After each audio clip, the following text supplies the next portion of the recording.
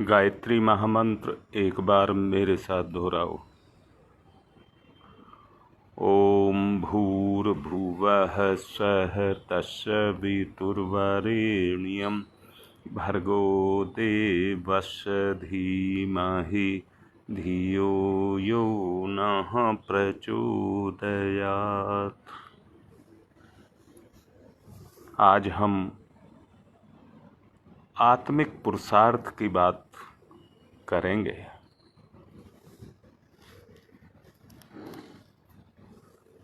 कल जो आपको समझाया गया था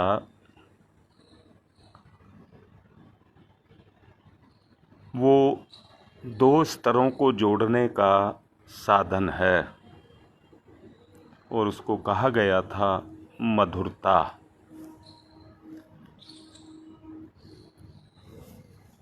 दिखने वाली गुण नहीं है, आत्मा पहचानती है, मन पहचानता है। मधुरता जो व्यवहार के अंदर घुली हुई होती है, पराई को भी अपना बनाती हुई चली जाती है, उसको मधुरता कहते हैं। आप सबसे निवेदन है, मधुर व्यवहार ही आध्यात्मिक साधना की सीढ़ी है। जितनी पौड़ी आदमी ऊपर चढ़ता है उतनी ऊंचाई को प्राप्त करता हुआ चला जाता है, और इस ऊंचाई को प्राप्त करने के लिए हमें मधुरता के गुण को अपने अंदर पैदा करना पड़ेगा। साधना हम उस व्यवहार को कहते हैं जो आदमी अपने पुरुषार्थ के द्वारा करता है। साधना ही उपासना का पुरुषार्थ है। उपासना फलित हुई या नहीं हुई वो एक ही बात पर निर्भर करती है कि आपका व्यवहार कैसा है और उसमें मधुरता का गुण कितना है।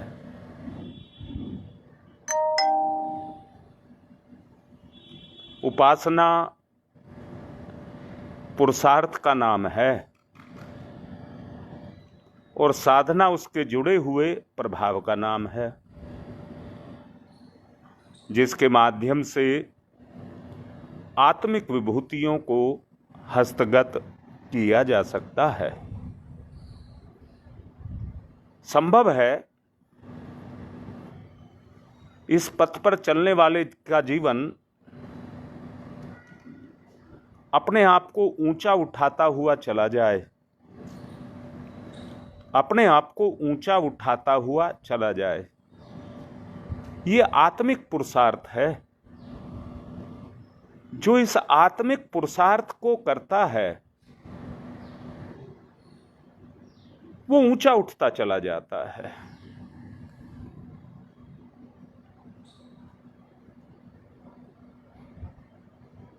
इस पथ पर चलने वाला व्यक्ति अपने जीवन में ऊंचे से ऊंचा उठ करके अपने गुण, कर्म और स्वभाव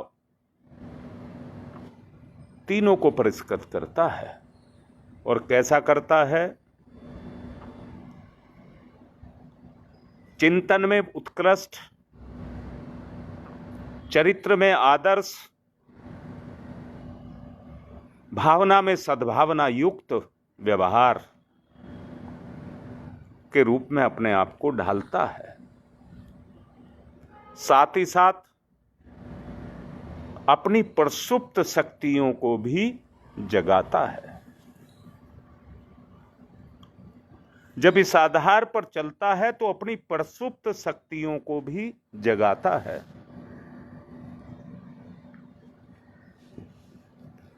प्रसुप्त शक्तियों के जागते ही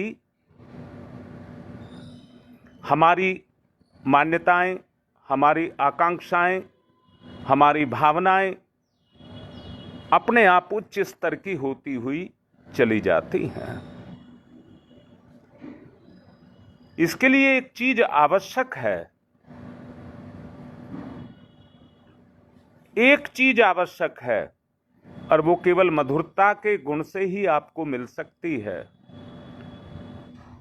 और वो चीज है जीव सत्ता की अंतरात्मा को छूने वाले परमात्मा अंश को पहचानना। जैसे व्यवहार में हम मधुरता के गुण को पहचानते हैं, वैसे ही अंतरात्मा में परमात्मा के छूने वाले गुणों को पहचानना, हमारी चेतना की पकड़ में आना। जिसने उन गुणों को पकड़ लिया उसका ईश्वर के साथ साक्षात्कार हो जाएगा।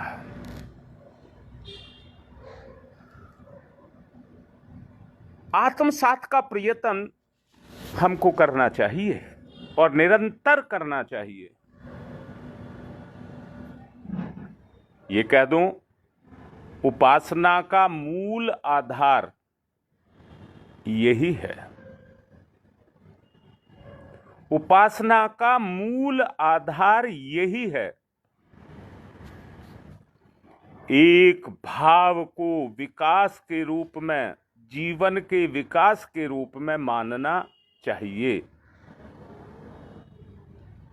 दोबारा से कह रहा हूं, अगर ईश्वर का कोई भी लगाव आपके अंदर है, ईश्वरीय शक्ति से आपका जुड़ाव है, तो उस अंश को अपनी अंतरात्मा में महसूस करना, इसी पर पूरा जोर दे रहा हूं। सही बात करें, भाव विज्ञान की सबसे ऊंची स्थिति का, भाव विज्ञान की सबसे ऊंची स्थिति का नाम ही उपासना है।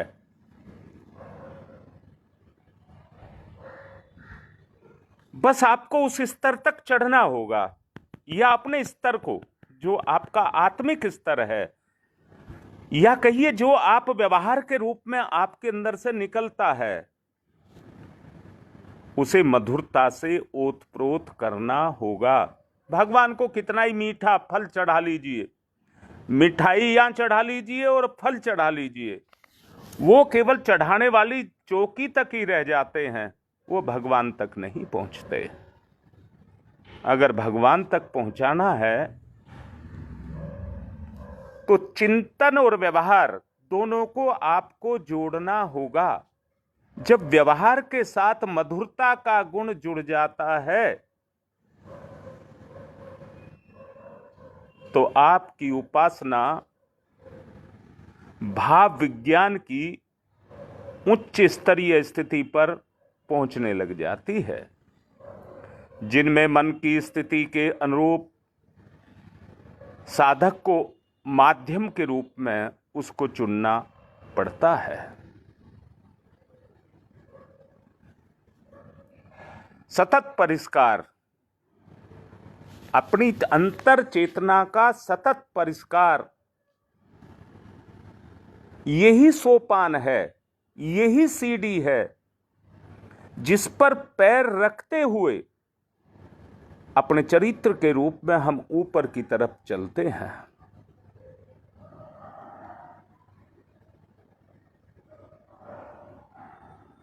ऐसी आत्मिक अवस्था को उपलब्ध हो जाना जहां वो परमात्मा को उत्कृष्ट संवेदनाओं के रूप में अनुभव करने लग जाए, वो हमारी चेतना का विकास या हमारी अंतर चेतना की सफाई है, कसाय कलमशों से सफाई है। आप जरा सोच करके देखिए, अगर हम ईश्वर में मिलना चाहते हैं तो ईश्वर के जैसे हमें अपने आप को बनाना होगा। दोनों के अंदर उस समानता के गुण को पैदा करना होगा। सद्भाव भरी आतुरता, सद्भाव भरी आतुरता साधनात्मक प्रयास की प्रकाष्ठा है, साधनात्मक प्रयास की पराकाष्ठा है। दोबारा से बोलूंगा, कितनी बार बोलूंगा, बात को समझ लें। एक ही चीज पर जोर दे रहा हूं, सद्भाव। 3 बात मैंने कही थी, उत्कृष्ट चिंतन, आदर्श चरित्र और सद्भाव युक्त व्यवहार। जिसमें ये आ गया वो आध्यात्मिक स्तर पर सबसे ऊंचे सोपान पर पहुंच जाएगा। हमारी उपासना सफल हो, इसके लिए यही मानदंड है। इसी के आधार पर अपनी उपासना का हम मूल्यांकन कर सकते हैं। ये एक आध्यात्मिक परिष्कार है जो हमारी अंतर चेतना को परिष्कृत करता है। आकांक्षाओं को जगाना, उसके लिए उत्कृष्ट तीव्र आतुरता, उत्कृष्ट और तीव्र आतुरता, उसको हमको विकसित करना होगा। ऐसा व्यक्ति स्वयं को विश्व नागरिक के रूप में अगर मान ले,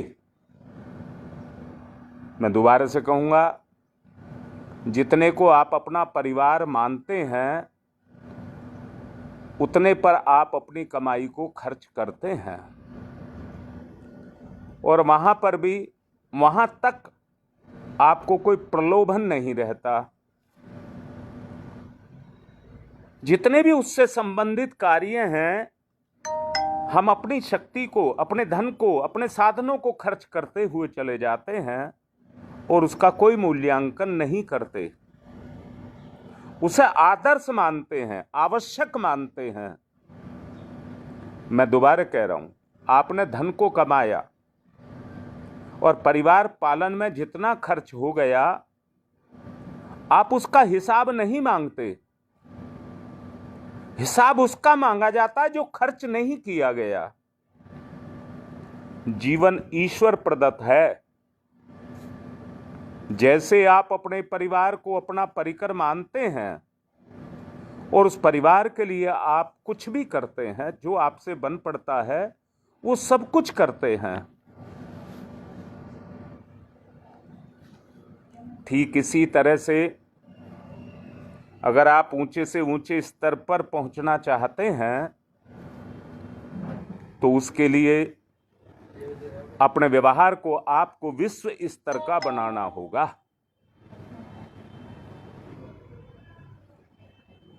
सृष्टा के इस उद्यान को अधिक से अधिक सुविकसित, सुंदर, आप कहिए शालीन, आपको बनाना होगा, आपको बनाना होगा।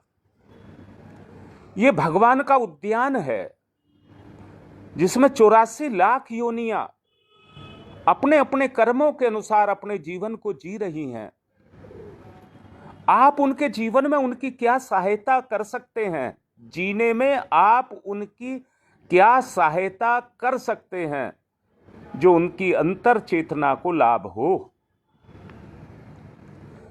जिसके हृदय में आपके सत प्रयास के द्वारा आस्तिकता जग गई, समझना वो चरम सीमा पर पहुंचेगा फिर, और उसकी उपासना सार्थक होगी। आपको ऐसा मानना चाहिए, इस समय हम जो कुछ भी जीवन संसार चल रहा है वो सब साक्षात कर्म है, वो हमारा साक्षात कर्म है। उन्हीं कर्मों के आधार पर हमारा जीवन चल रहा है। जब समाज में इस तरह की व्यवस्था, व्यवहार की व्यवस्था को इस तरह का आप बना देंगे तो संसार स्वर्ग और हर प्राणी के अंदर भगवान का निवास साक्षात हो जाएगा। इस सत्य को भली भांति आप लोगों को समझ लेना चाहिए। व्यक्ति ही आध्यात्मिक पथ का सच्चा साधक है। ऐसा व्यक्ति गिरी हुई स्थिति से महानता की तरफ जाता है, क्षुद्रता से महानता को प्राप्त करता है और सामान्य से असामान्य बनने की राह पर निकल जाता है। क्या आज का ये युग कर्तव्य नहीं है? हम भी इसमें शामिल हों, युग की पीड़ा में हम भी शामिल हों। ये युग कर्तव्य है। जो इस कर्तव्य को धर्म मान करके निभाएगा वो उस परम पिता परमात्मा का सबसे नजदीक स्नेही बन जाएगा। आज का धर्म धारणा और उपासना विज्ञान सही स्वरूप को जनमानस के सामने रख नहीं पाता। जो उसकी कर्तव्य प्राणता है वो कहीं रूढ़ियों और मान्यताओं में अटकी भटकी रह जाती है। अपने वास्तविक स्वरूप को समझना और व्यवहार के आचरण के रूप में सबके सामने रखना और उसी दिशा में अपने आप को चलाना, अपने चलाने से दूसरों को प्रोत्साहित करना, ये हमारा धर्म है। ऐसा किया जा सके तो जो आर्ष ग्रंथों के अंदर जो ऋषि प्रणीत परिपाठियां बनी हुई हैं, सच्चे अर्थों में आप उसके साधक होंगे। आपका उद्धार संभव होगा और आप परिष्कृत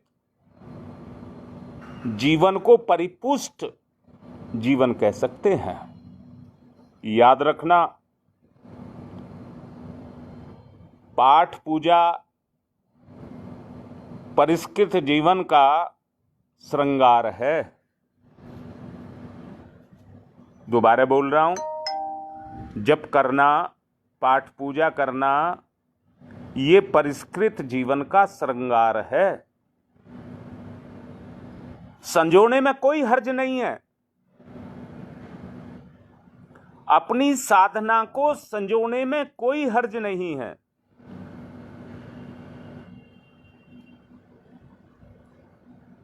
स्वास्थ्य के लिए स्वस्थ शरीर को अगर श्रृंगार से सजा लिया जाए तो सजाने वाले को अंदर से अच्छा लगता है। और अगर कोई आदमी कमजोर हो, बीमार हो, उसको श्रृंगार से सजाया जाए तो उसे श्रृंगार अच्छा नहीं लगता है। जीर्ण शीर्ण रोगग्रस्त मात्र उपासास्पद बन जाएगा, समाज भी उसकी मजाक उड़ाएगा। इन दिनों लोग श्रृंगार को ही सब कुछ मान बैठे हैं, स्वास्थ्य की कीमत को नहीं समझ रहे हैं। ऐसे ही आपका विचार भी स्वस्थ होना चाहिए, तभी आप उपासना से साधना के लक्ष्य पर पहुंच सकते हैं।